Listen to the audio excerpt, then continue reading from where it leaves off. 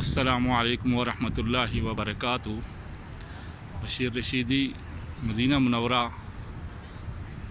रोज़ा रसूल से हाज़िर खिदमत हूँ।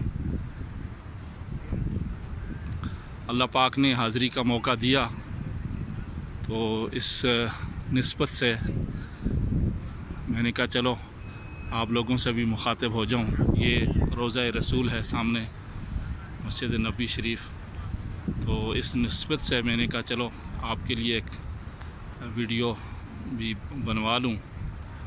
तो पाकिस्तान में हमारे नहायत ही मुअज़्ज़ज़ और साथ ही कारी उमर फ़ारूक साहब एक इदारा चला रहे हैं, एजुकेशन सेंटर के नाम से। तो माशाल्लाह उसमें बड़े अच्छे मुदर्रिसीन हैं, मुफस्सिरीन हैं और वो बहुत अच्छे तरीके से माशाल्लाह तालीमी निज़ाम को चला रहे हैं।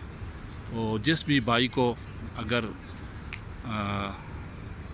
उनसे रब्ता करना हो तो कारी उमर फ़ारूक साहब से रब्ता करके तो उससे मुस्तफ़ीद हो सकते हैं।